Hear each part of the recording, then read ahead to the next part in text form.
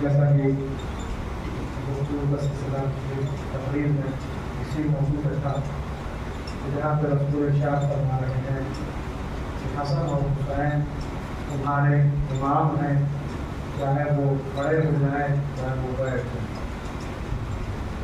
تو لہٰذا رسول اتنی احادیث جو ان کے بارے میں بیان کر رہے ہیں وہ کس لیے بیان کر رہے ہیں کہ رسول کو اللہ نے وہ اختیار دے کے بھیجا ہے کہ جو رسول دیں اسے لے لو اور جس سے روک دیں اس سے رک جاؤ. وہی رسول ارشاد فرما رہا ہے کہ یہ دونوں امام ہیں. تو اب جو بھی ان کے مقابلے میں آ جائے اس سے کبھی ایمان تصور نہ کرنا، اسے کبھی خلیفہ تصور مت کرنا اگر کوئی ان کے مقابلے میں آ جائے، ان کو قتل کرنے پہ آ جائے. اور جو لوگ رسول کو سمجھ نہ سکے،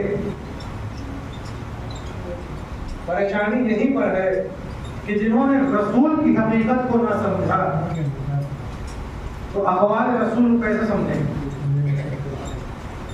تو جنہوں نے اقوال رسول نہیں سمجھا انہوں نے اسلام نہیں سمجھا، اور جنہوں نے اسلام نہیں سمجھا وہ ابھی تک اسی میں پریشان ہیں کہ حسن نے صلح کر لی اور حسین نے قیام کر لی.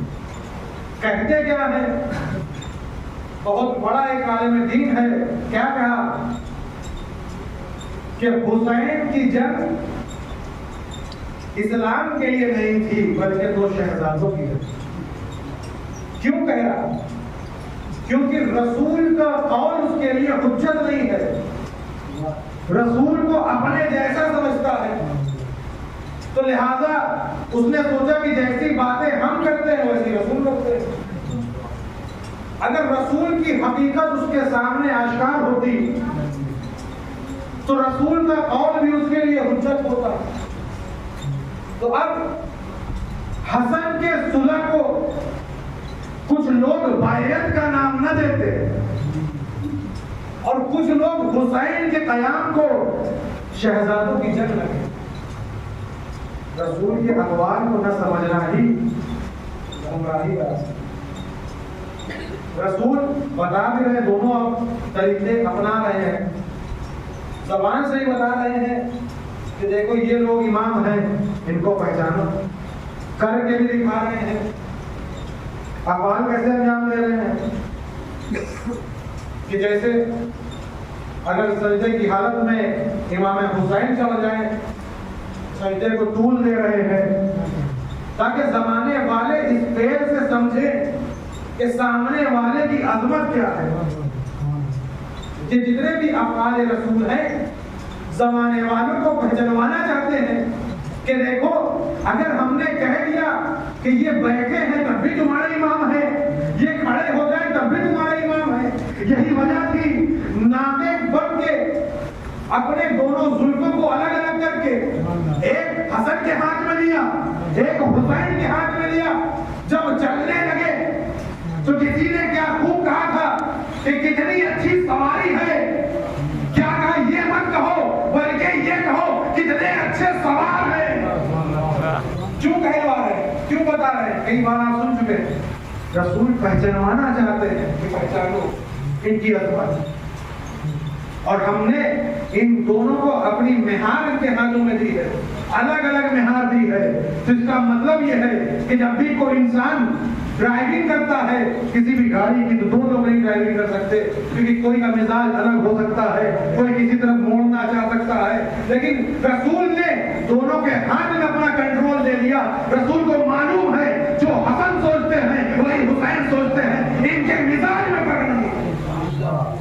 اسی لیے تو کہا اگر یہ کھڑے ہو جائیں تب بھی امام ہے، یہ دونوں بیٹھ جائیں تو بھی امام۔ کیوں کر رہے ہیں؟ تاکہ زمانے والے کی حقیقت پہچانے، آنے والے زمانے کو جان رہے تھے رسول کہ یہ امت ہم کو تنہا چھوڑ دے گی جنہوں نے ان کو کھانا کھلایا ہے، جب یہ ہم کو نہ چھوڑیں گے تو ہماری اولاد کو تو۔ عزیزوں، تمام افعال کے ذریعے، کبھی کیا کہا؟ اقوال کے ذریعے یہ دونوں جنت کے سردار ہیں، پہچانوا رہے حقیقت، سیدہ شباب رہے جنت، یہ دونوں جوانان جنت کے سردار ہیں۔ اور ہو سکتا ہے آپ لوگوں نے سنا ہو، آپ کیا ہو بچوں کی یاد دہانی کے لیے کہ ایک ضعیف یا ضعیفہ جب یہ حدیث سنتی ہے بہت رنجیدہ ہوئی، رسول کے پاس آئے رہنے لگی، آپ نے یہ کہا کہ جنت کے جوانوں کا سردار ہے، تو ہم لوگوں کو کیا ہوگا؟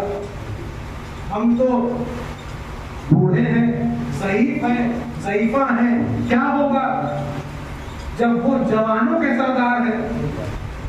مسکراتے ہوئے کہا کہ جو جنت میں جائے گا وہ ضعیفی کے ساتھ نہیں جائے گا، جتنے بھی جنتی ہیں وہ جوان ہیں، زبان ہے۔ تو لہذا ان کا عقیدہ، ان کے اوپر محبت، ان سے یہ ساری چیزیں انسان کے ایمان کو جوان کرتی ہیں۔ انسان کو ایمانی طور سے جاننا چاہیے، ذہنی طور سے جاننا چاہیے۔ اگر حسین اور حسن سمجھ میں آ گئے، اس کے بعد آنے والی جتنے بھی امام ہیں سب سمجھ میں۔ لیکن اگر ہلکا سا بھی ڈاؤٹ رہا اور خواب میں حسین نہ آ کر یزید آ جائے، یہ سمجھ لیجیے گا کہ ابھی بھی آپ کے اندر شک اور شبہ موجود ہے۔ اگر خواب میں یزید آ کر یہ کہے کہ ہم توبہ کر رہے ہیں اور تم اسے مان لو، تم اسے مان بھی لو اپنے خواب کو، اس کا مطلب یہ ہے کہ جب تم سو رہے تھے تو صحیح حالت میں نہیں، اپنے حالت کو درست کرو، اس کے بعد یہ ایمان کا نور تمہارے اندر جائے گا، اس وقت تمہارے اندر محبت جائے گا۔ جو حسین سے دشمنی کرے گا اس سے رسول دشمنی کر رکھتے ہیں۔ تو جس ذہن میں اور جس کے خواب میں رسول آ جائے وہ خواب ہمیشہ سچا ہوتا ہے، لیکن جس ذہن میں یزید آ جائے یا جس مکان میں یزید آ جائے وہ جگہ اتنی منحوس ہو جاتی ہے کہ رسول چاہ کے بھی نہیں آ سکتے۔ اب اگر تم یہ کہو گے کہ ہمارے خواب میں آج رسول آئے ہیں تو زمانے والے یہ کہیں گے تمہارے خواب میں ایک بار یزید آیا تھا، اب جس کے خواب میں یزید آ جاتا ہے وہاں رسول نہیں آتے۔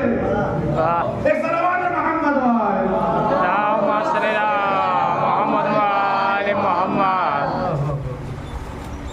کب تک تم ان کو سدھارنے کا لگو؟ تسلیم کر لو جو باطل ہے وہ باطل ہے، جو حق ہے وہ حق ہے۔ آج وہ دن ہے تو بہت سے لوگوں کو پتہ ہی نہیں کہ آج کون سا دن ہے، کون سی شب ہے۔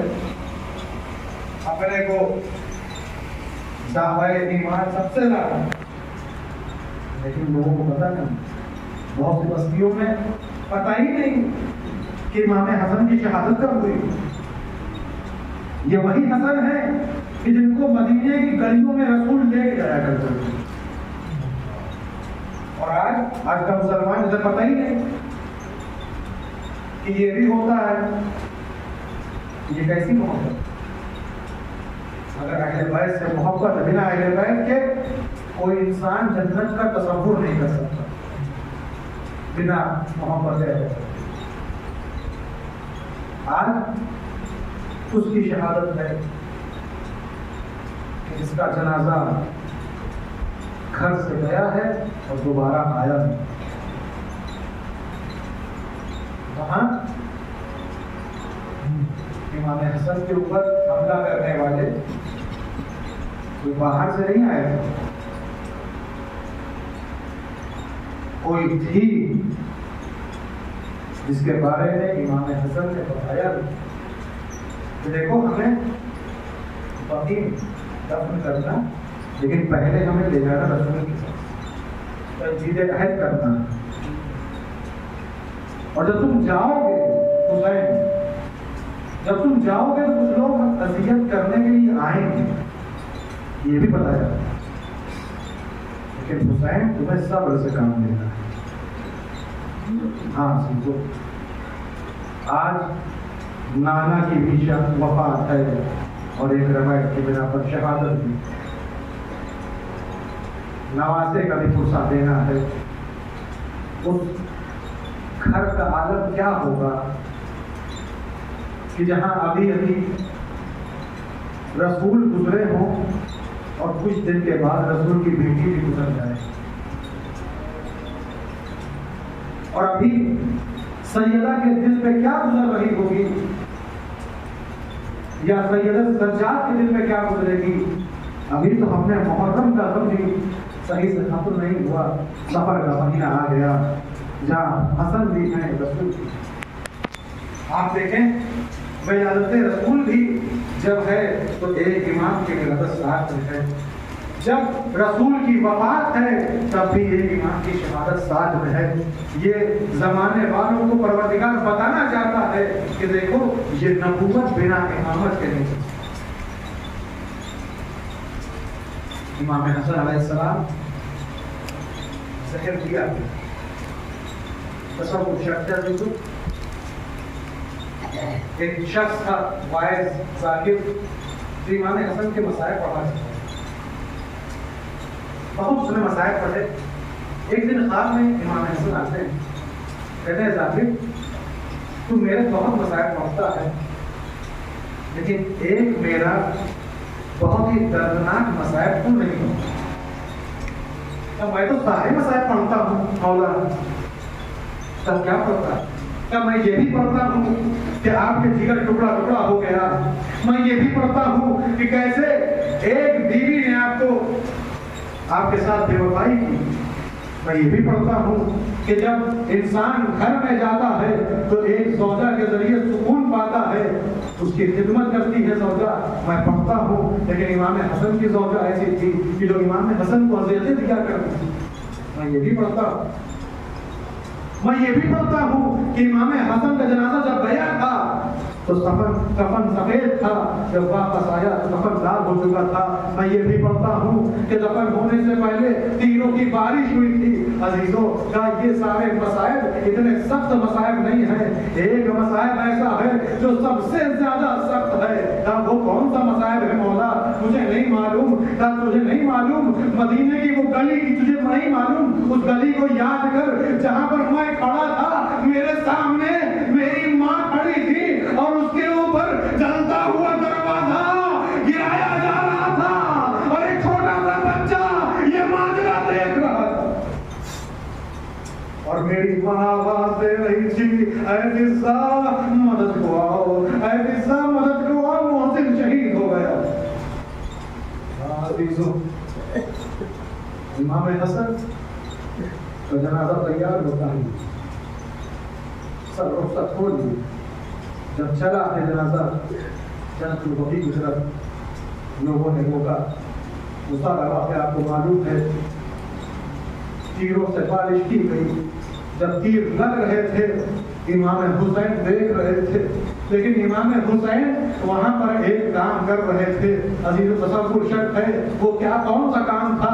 جیسے ہی تیر لگ رہا تھا، جنازے سے تیر کو امام حسین نکال رہے تھے، لیکن عزیزوں میں کہوں گا مولا یہ حسن کا جنازہ ہے، بھائی موجود ہے، تیر نکال رہے ہیں۔ ہائے آپ کے جنازے سے تیر کون نکالے گا جب کئی لاکھ تیر ایک ساتھ حسین کا نشان لیتے ہیں؟ عزیزوں کوئی تیر نکالنے والا نہیں ہے، لیکن سلجھنا ہے اپنے دانتوں سے، کوئی تیر نکالتا ہے، کوئی تیر پھینکتا ہے۔ ہاں عزیزوں، امام حسن کا جنازہ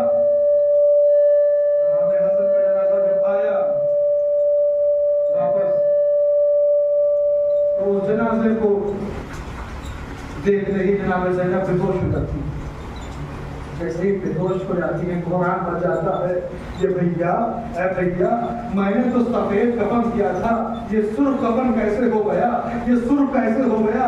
عزیزوں امام حسن کا جنازہ اٹھا ہے، جب دوبارہ اٹھا دفن بھی ہو گیا۔ میں کہوں گا مولا ارے آپ کا جنازہ تو فوراً دفن ہو گیا، ہائے غریب حسین ایک جوان بیٹا ہے، جوان بیٹے کے سامنے ایک بوڑھا باپ بے غور و کفن بڑا ہے، لیکن عزیزوں جوان بیٹا ہے، لیکن جوان بیٹا ہے، بیٹیوں میں جھگڑا ہوا ہے، ہتھکڑیوں میں جھگڑا ہوا ہے، کیسے اپنے بابا کو دفن کرے گا، کیسے اپنے بابا کو دفن کرے گا؟ عزیزوں میں کہوں گا مولا سارے امام تو دفن ہو گئے، سارے امام تو دفن ہو گئے، جو نہیں دفن ہوئے وہ امام حسین تھے، لیکن کچھ دن کے بعد وہ بھی دفن ہو گئے۔ آج سب کا روضہ بن گیا ہے، سب کے قبے موجود ہیں، سب کے گنبد موجود ہیں۔ عزیزوں تصور شرط ہے، عزیزوں سارے امام جو اپنے وطن سے باہر گئے، غریب الوطن ہوئے، غریب الغربا ہو گئے، ان کا جنازہ دفن ہو گیا، روضہ بن گیا۔ آج ہزاروں لوگ زیارت پہ جاتے ہیں، زیارت کرنے کے لیے جاتے ہیں، چراغا ہے، روشنی ہے۔ ہائے حسن مدینے میں موجود ہے، مدینے میں موجود، اس کے باوجود ویران قبر ہے، تنہائی ہے، اندھیرا ہے۔ ایک امام ہے، میرا 12واں امام ہے، وارث ہے، جو عزیزوں وہی بیٹھا گریا کر رہا ہے۔ ہائے وہ وقت کب آئے گا میں ظہور کروں گا، یہاں کے روزے بنواؤں گا۔ عزیزوں تصور شخص ہے، آپ جاتے ہیں سب کے جنازے پہ زیارت پڑھتے ہیں، روزوں میں زیارت پڑھتے ہیں۔ آئے مدینہ جو وطن حسن ہے، وطن فاطمہ ہے، کچھ ٹوٹی ہوئی قبریں موجود ہیں۔ اگر کوئی زیارت پڑھنا بھی چاہتا ہے، ملعون آتے ہیں، مارنے لگتے ہیں۔ ہائے یہ کیسا ستم ہے سیدہ پر، یہ کیسا ستم ہے حسن کے اوپر کہ آج 1400 سال کے بعد بھی گریا کرنے نہیں دیا جا رہا ہے، ابھی تک قبر ویران ہے۔